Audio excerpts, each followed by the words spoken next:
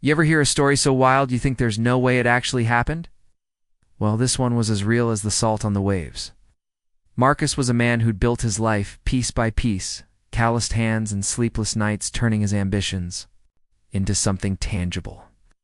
He had his ranch, shore acres of land stretching under the sky like it belonged there just as much as he did. But his true pride, the thing that made his chest lift every time he laid eyes on it, was his boat. That boat wasn't a luxury for him. It was the culmination of years of grit. White hull, polished chrome rails, an engine that hummed like it was alive, and a cabin stocked with everything from fishing gear to emergency rations.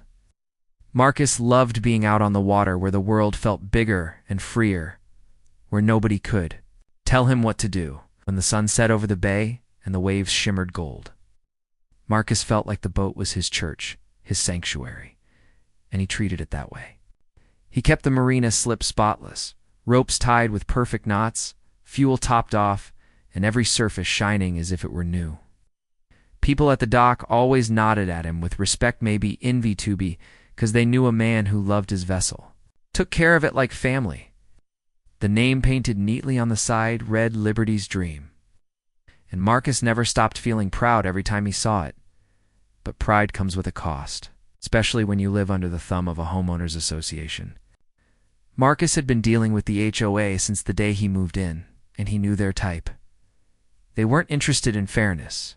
They were obsessed with control. They nitpicked about the height of his grass, even when it was shorter than theirs. Sent him fines for having his pickup parked in his driveway for too many consecutive nights. And once even complained about the reflective glare off his barn roof. It didn't matter what he did right, they'd always find something wrong, because the real problem wasn't his grass or his truck. It was him. And nothing reminded them of that problem more than the boat. They didn't like that Marcus, black man who worked his land with his own two hands, had something that gleamed like wealth, something they couldn't take away from him with fines or letters. To them, it wasn't just a boat. It was a reminder that Marcus was free in ways they weren't. So when Marcus told a few people he was heading out of town for a week to visit family inland, it didn't take long for the whispers to start. HOA board, a cluster of smug faces always circling him like vultures, saw an opening. They knew his routines, knew when he came and went. And when they saw his truck pull out of the driveway with his bags loaded in back, they knew the boat. The marina was sitting there alone. The idea started as a joke. "Wouldn't it be funny if we took Liberty's Dream for a little spin?" one of them said at their meeting, sipping his overpriced whiskey. They laughed, but the laughter lingered, stretched into grins, and then into schemes. By the time the glasses were empty, the plan was already alive. They didn't have Marcus's permission. They didn't have his trust. They didn't even have his keys. But entitlement has a way of ignoring barriers. The HOA president, a man named Todd with too much gel in his hair and too much smugness in his voice, decided he'd be the ringleader. "We're the HOA," he said with a chuckle. "We are the community. He should be grateful we're even putting his boat to use." The others nodded, emboldened by his arrogance. That's how it always worked. They fed off each other, convincing themselves wrong was right because they said it together. Late the next evening, under the guise of checking community assets, Todd and two others went down to the marina. They broke into the lockbox where Marcus kept his spare keys, something the marina had access to for emergencies, and something Todd had the gall to call a resource. With the keys in hand, they untied the ropes, laughing quietly as the vessel rocked gently against the dock. By the next afternoon, the party was in full swing. The HOA board didn't come alone. They invited their spouses, friends, even a couple of neighbors who'd been itching to see what Marcus's prized boat felt like under their feet. Music blasted from portable speakers, champagne corks popped and flew into the air. And sunglasses-wearing partiers strutted around the deck like they owned the place. One woman leaned against the railing, sipping from a crystal glass, and said with a laugh, "So this is what all the fuss is about." Another man, wearing a captain's hat he'd brought just for the occasion, took the wheel, steering out into open water. They shouted cheers, posed for selfies, and clinked glasses. posting pictures online with captions like "Best HOA ever" and "Living the dream." They told themselves it was harmless.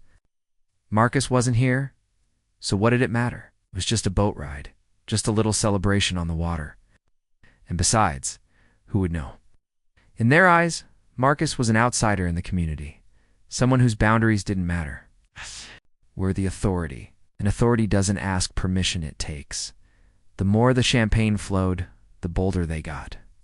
Beer cans rolled across the deck, empty bottles clinked in corners, and sticky spills smeared on Marcus's once pristine surfaces. They shouted over the music, danced like fools, and leaned too far over the rails, tossing trash into the water without a thought. Every laugh was louder than the last, every moment more reckless. But what they didn't know, what none of them bothered to think about, was that the bay wasn't theirs. The water was patrolled, regulated, watched. And no matter how loud their music got or how confident they felt behind stolen keys, the sea has a way of reminding people who's really in charge. That reminder was already on its way. Cutting across the waves in the distance, the bay was alive with noise that afternoon, but none louder than the music pumping from Marcus's boat. The HOA had transformed his pristine vessel into their own floating carnival.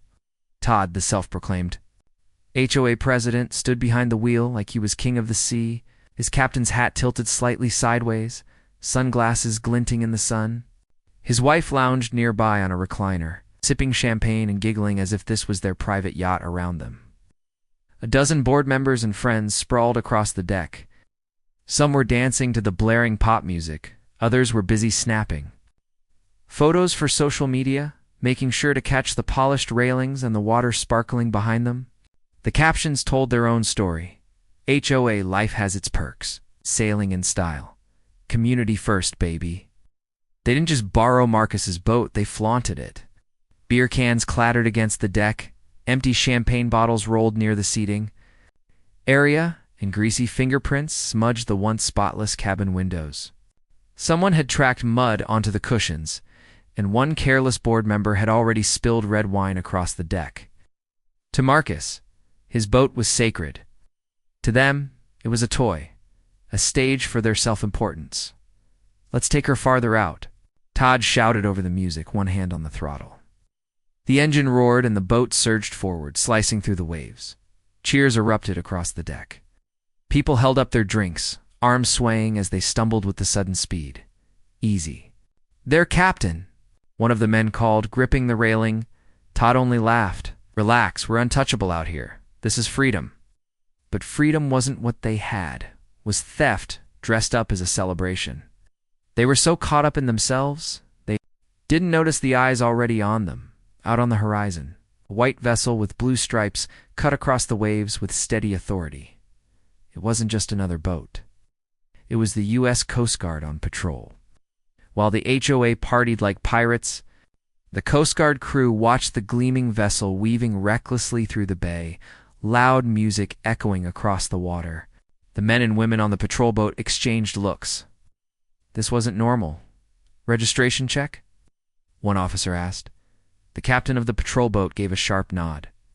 "Looks like a vessel that doesn't belong to them. Let's see what's going on." As the Coast Guard boat picked up speed, the HOA's laughter drowned out the sound of its approach. Todd had no idea they were closing in, too busy toasting himself with yet another glass of champagne. His wife leaned over, whispering in his ear, "Imagine the looks on everyone's faces when they see the pictures. They'll think we bought this." Todd grinned, chest puffed out. "Exactly. We deserve this kind of luxury. That guy doesn't even know how to use it right. It's better in our hands."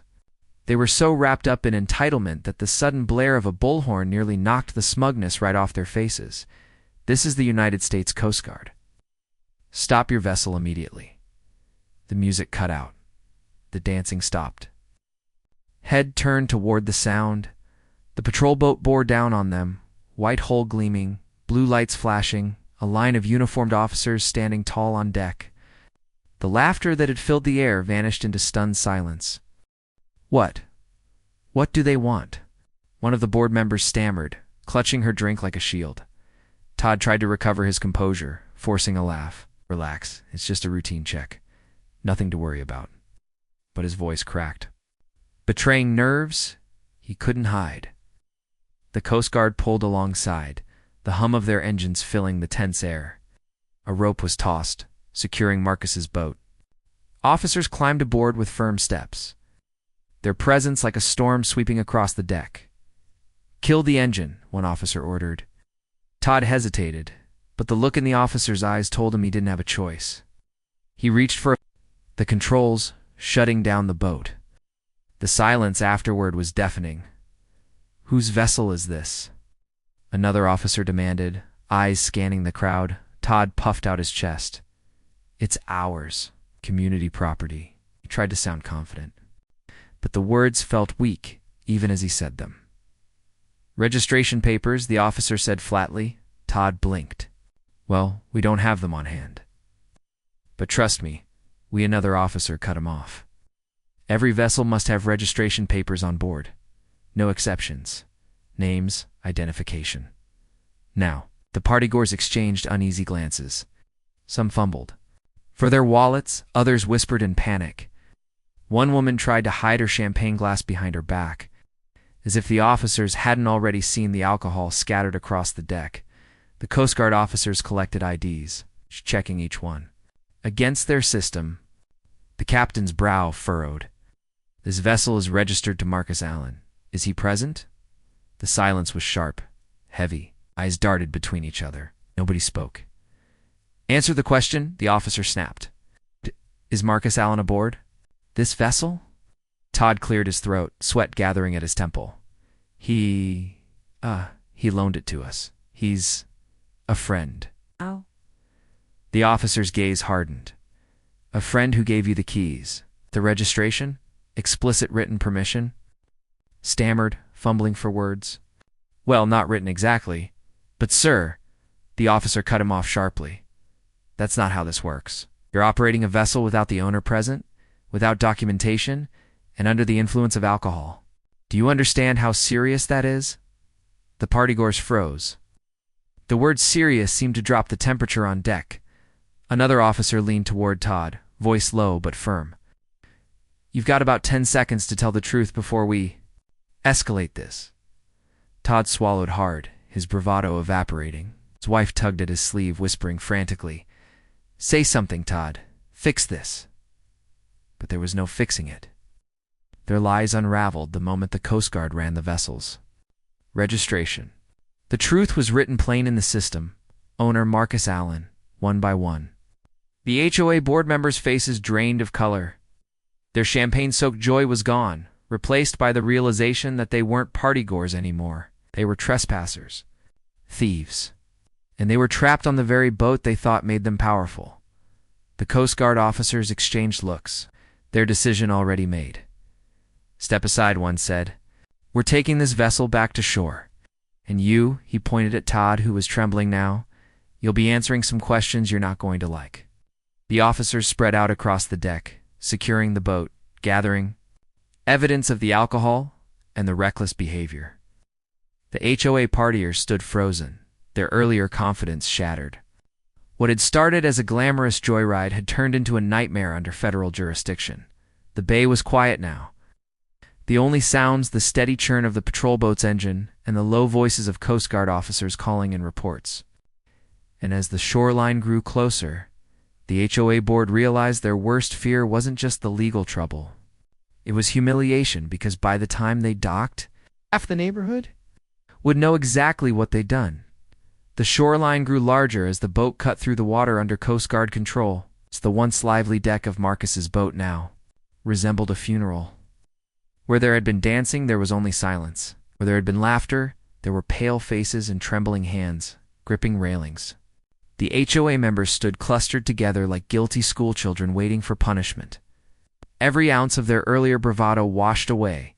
The Coast Guard officers moved with precision, documenting everything. They snapped photos of spilled alcohol, collected IDs, bagged empty bottles as evidence. An officer even held up Todd's ridiculous plastic captain's hat, shaking his head as though the absurdity of the situation had outpaced his ability to take it seriously. "You understand? This isn't just trespassing," one officer said sternly to Todd, his voice cutting through the heavy air. This is an authorized operation of a registered vessel, reckless behavior, and alcohol consumption on open waters. You're lucky no one got hurt. Todd opened his mouth to protest, but shut it again, realizing any excuse would sound laughable. His wife clutched his arm, eyes darting everywhere but the officer's face. The closer they got to shore, the more real it became. People at the marina were already gathering, curiosity pulling them to the docks as word spread like wildfire. From yachts, fishing boats, and piers, onlookers turned their heads. Pointing at Marcus's vessel, escorted by a Coast Guard patrol boat, phones came out. Cameras flashed. By the time they reached the dock, a small crowd had formed. Neighbors, strangers, even tourists had stopped to watch. The HOA members' worst nightmare was unfolding in real time. They weren't just in trouble, they were a spectacle. The Coast Guard tied the boat off and began ordering everyone ashore. One by one, the board members stumbled off, cuffed or corralled, their carefully curated images of respectability destroyed.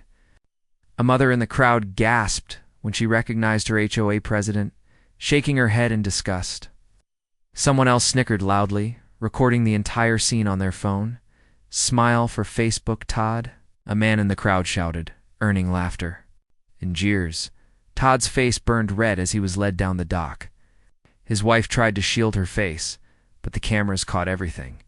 And then, as if scripted by fate itself, Marcus's truck pulled into the marina parking lot.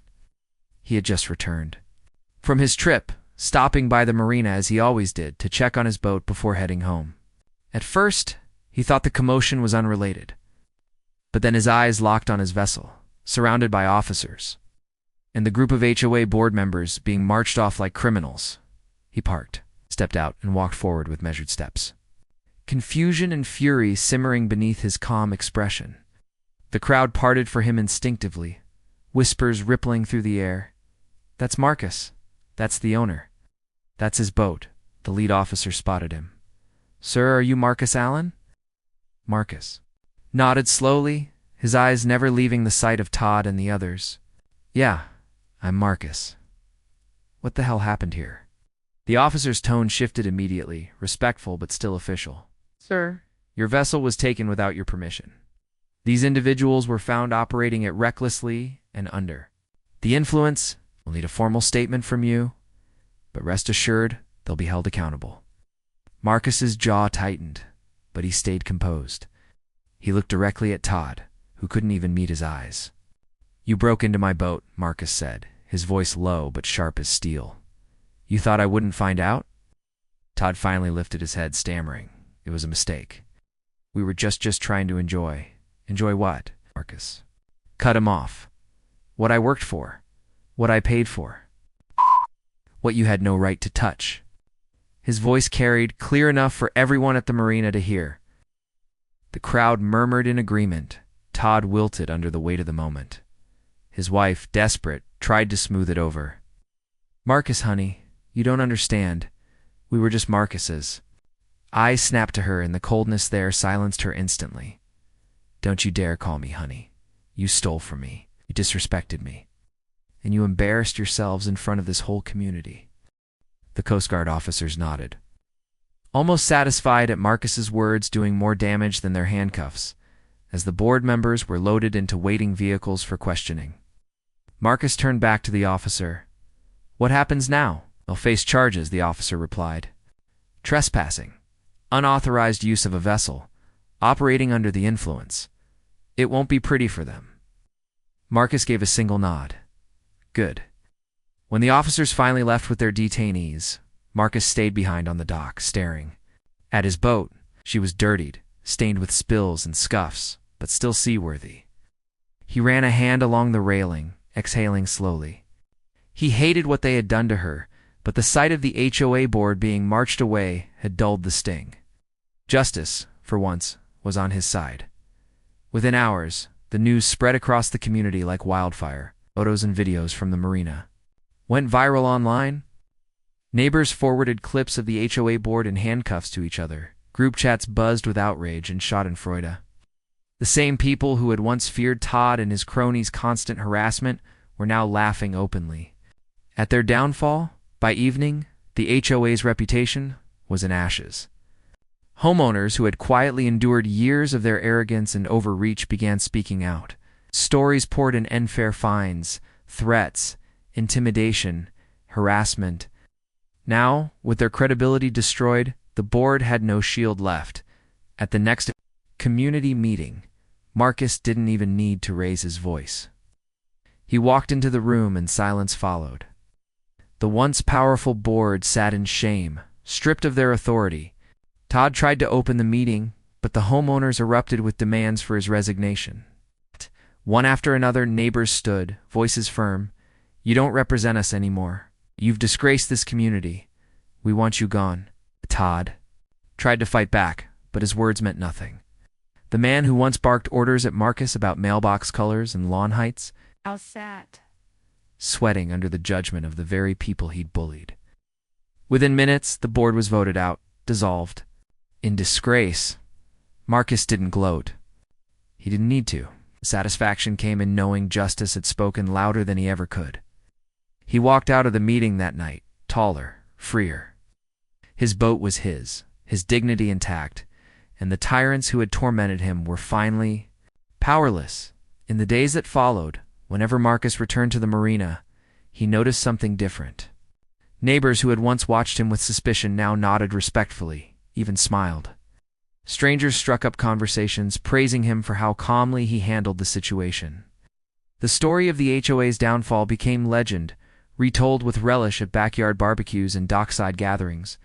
And Marcus, he went back to doing what he loved, taking his boat out at sunrise, casting lines into the quiet water, feeling the peace that came with freedom. Every time he glanced at the deck, cleaned and restored, he remembered how close they'd come to ruining it. But then he pictured Todd's face when the Coast Guard called out his lies, and the anger turned to satisfaction. The HOA had tried to steal his dream, to use his hard-earned joy for their own selfishness. But in the end, they destroyed only themselves, and as the waves lapped gently against the hull, Marcus smiled. Some things in life couldn't be stolen: respect, dignity, and the truth always had a way of coming back, stronger than ever. Story ended there. The lesson lingered in every corner of the neighborhood. Never mistake someone's silence for weakness. Because when the right moment comes, even the calmest man can watch justice roll in like the tide.